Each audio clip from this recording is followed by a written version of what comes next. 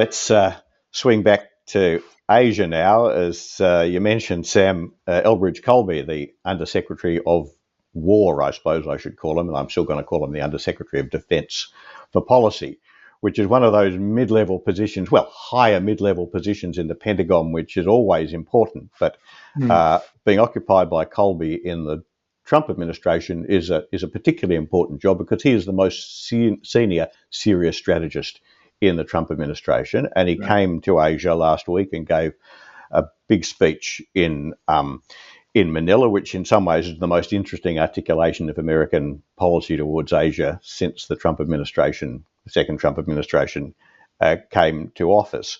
You've got to feel a bit sorry for Elbridge Colby. He is a very serious strategic thinker.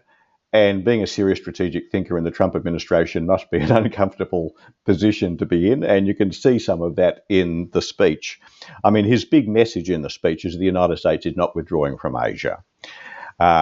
He articulated with some force the idea that America's objective in Asia is a favourable balance of power, not hegemony, not leadership. That's a very significant point, and I'll come back to it in a minute. His account of how that's going to how America is going to do that is embodied in a slogan which he's used before, and which others, Hegseth, for example, has used: deterrence by denial along the first island chain. That's the sort of the big language they use, and he spent a lot of the speech trying to persuade people that that's what America is doing, and that it's doing what's necessary. He talked about America expanding its capabilities, and he used the phrase "the quiet and relentless strengthening of deterrence." And this was in a sense the key point of the speech, I guess. He was demanding that allies and partners should support the United States in doing this. And demanding is a pretty strong verb, but I think it's the right verb to use. Yeah. I mean, just a footnote here. Like so many Americans, he runs allies and partners together as if they're synonyms, and they're not. He's talking about a lot of countries here which are not US allies and never has been, but he sort of demands the same thing of them.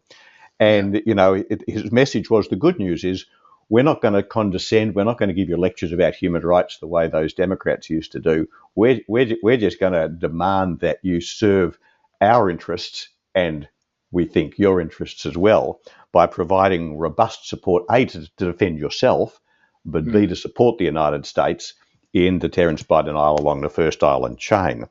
Well, and, at one point in the speech, he says, "We humbly advise you," referring to middle powers. We humbly advise you to side with us. There couldn't have been anything less humble in this speech. No, that's exactly right. But then there was this very strange thing about the speech, because he didn't mention China once, but what he did say was that, like ASEAN, we're going to talk to everybody. We're not going to confront anybody. We're going to go out there and talk to everyone. And so but on the one hand, there's this sort of very robust, we're here to, make sure China doesn't get out of line. But don't worry, we're going to talk to China about it. So you're not going to face an uncomfortable choice between us and China. And he said, we're going to act like ASEAN. Now, that was about as stupid a thing as I can imagine a serious strategist saying. So, the couple of points that struck me, the first was the tone of the speech. As I said, it must be very uncomfortable being a serious strategist in the court of King Donald. But there was all of this, really wacky, chest-beating stuff. He used the same language that Hegseth used in his speech at Shangri-La that we talked about. I'm going to forget the three words, but it's, quiet, strong, and persistent, or something like that. And it was a sort of he had the cheek to quote Teddy Roosevelt, "Tread softly and carry a big stick." It was very boastful. He talked about America having the biggest stick in the world. I mean, that's a little oh dear. But at the same time, he also did something very weird, which he described Thailand as America's only mainland ally in Asia. I wonder how that sounds in Seoul, by the way. But it's a very, very, very weird. But the other point is that there's a real question of substance here, because it's significant that someone like Colby is talking about America not being in Asia to lead, but to balance. Yeah. And that's a very natural way for the United States to respond. But there's nothing in the speech that suggests how what he calls balancing is different from leading. That is, by definition, balancing means that you're going to step from leadership, which is where they've been, to balancing. America's going to be stepping back and making some space for China, conceding something to China. And there's no sign about what America's actually going to do. So when he talks about balancing, he's saying what he thinks the ASEANs want to hear, but his balancing is indistinguishable from leading. And actually, the conflation between balancing and leading is historical as well. He says that an Asia free of hegemony has been at the core of our regional approach since the earliest days of the Republic. Yes. Now, that simply isn't true. No. I mean, America's role since the Second World War, but particularly after the end of the Cold War, was not to balance. It was to dominate. Yeah, it was to absolutely. be the hegemonic power. Yeah, no, that's exactly right. I would say since the Second World War. And the US posture in Asia was different from its US posture in Europe. So no, I think that's exactly right. And of course, all of this happens in the context that almost the same day he gave the speech, Trump sends out a tweet that says we're going to scale back the big annual exercise in South Korea because we don't want to irritate the North Koreans, which send a reverberating message around the region that America is unreliable, just as poor old Colby is trying to say, don't worry, you can rely on us. Yeah. So, there was that, and there were several other points of the speech.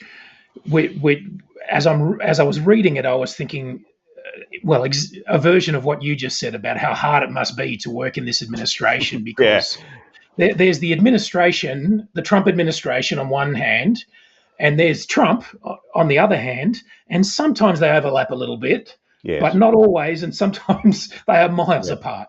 Well, no, that's exactly right. And indeed, there's a third party. There's Trump himself, there's the administration, and then there's what you might call the Washington foreign policy establishment. Right.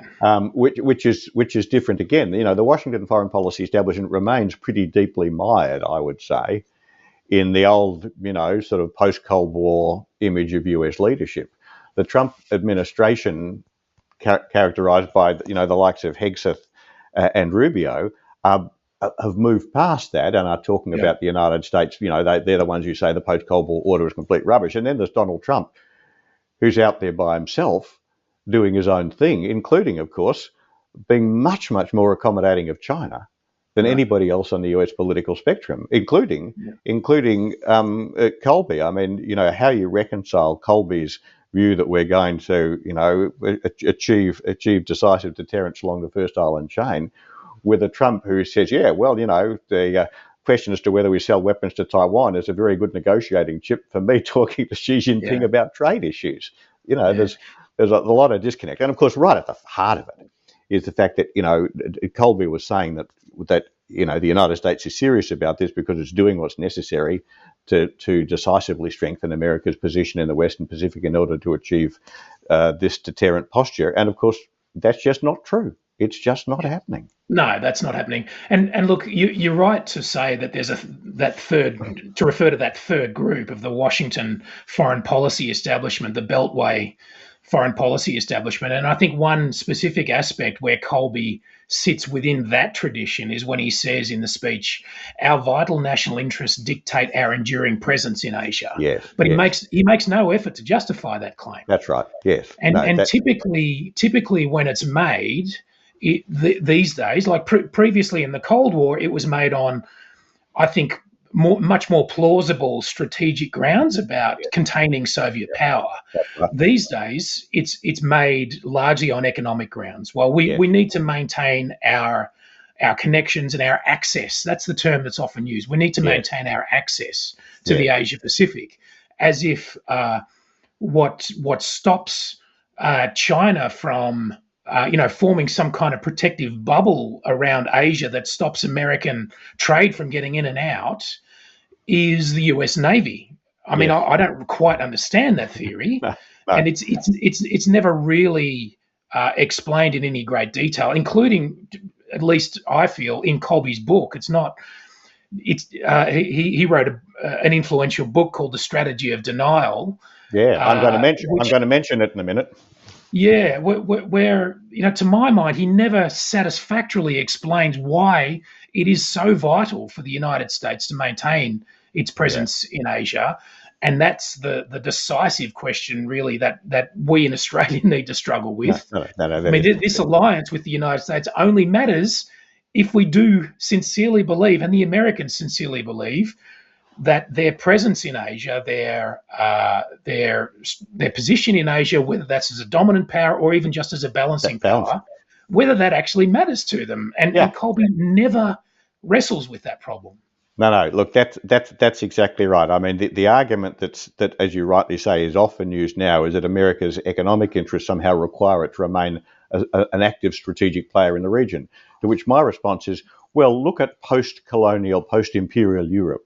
Europe has huge economic interests in Asia and plays no strategic role there whatsoever. There's no reason why the United States can't do exactly the same thing. The concern, of course, is that if China ends up as a leading power in East Asia and the Western Pacific, it will try and engineer a regional economic order which will lock the United States out. Now, in fact, China shows no signs of being interested in that at all, Right. precisely because its economic ambitions are global. The country that's actually talking about doing that is the Trump administration in the Western Hemisphere. In the national security strategy they published earlier this year, they talked about trying to establish a sort of an economic grasp on the Western Hemisphere, keeping other countries out. So if they're worried about that, they'd be unwise to set China the example of doing it in East Asia.